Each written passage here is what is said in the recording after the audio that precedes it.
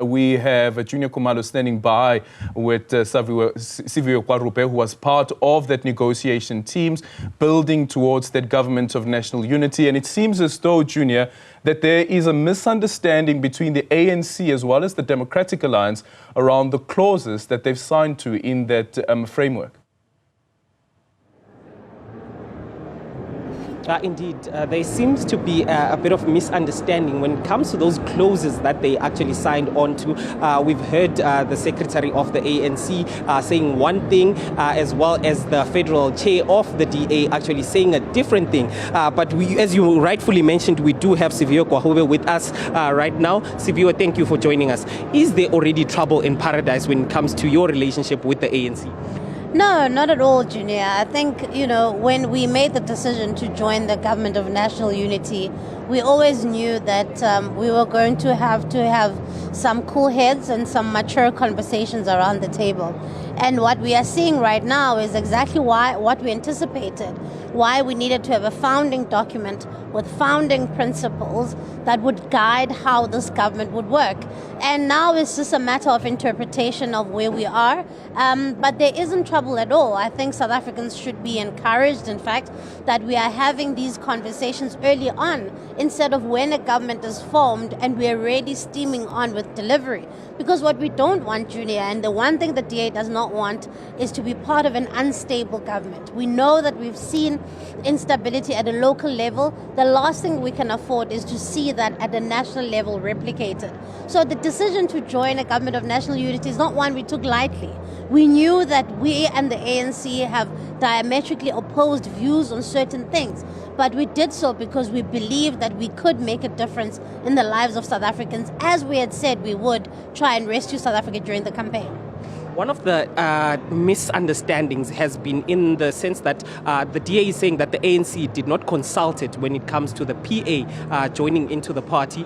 Have you since ironed out this difference? Look, we have, first of all, I think in the GNU there are a number of steps, and that's one of the things that is really good about this founding document, is that there are a number of steps that allow us to have conflict resolution. This has not even escalated to that point. This is a point that really just requires clarifications amongst the partners.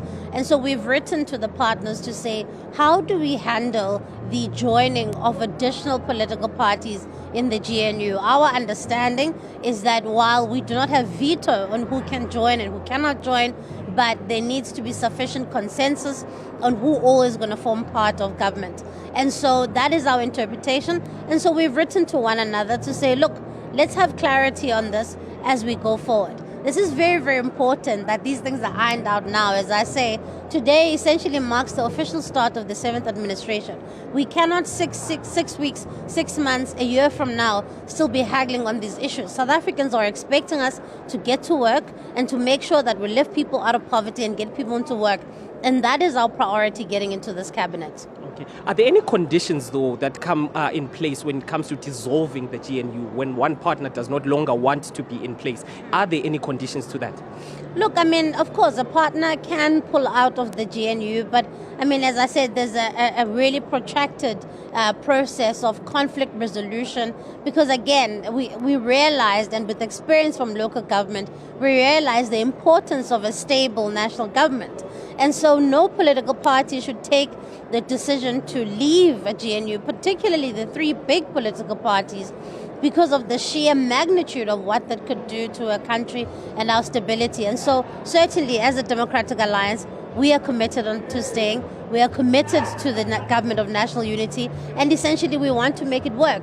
The reason why we signed that document of intent is we were saying and signaling to South Africans that we are committed to finding one another. When it comes to the commitment to staying, it also comes with the perks of getting cabinet positions. That's the next step after the president is inaugurated. Has the DA indicated which cabinet positions they would like to take up? No, this is still part of an ongoing negotiation process. Of course, as the Constitution indicates, that it is the president's prerogative to appoint his cabinet.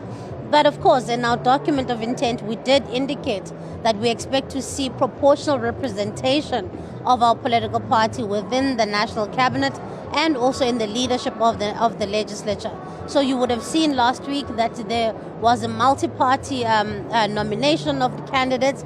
We expect to see the same replicated in the cabinet.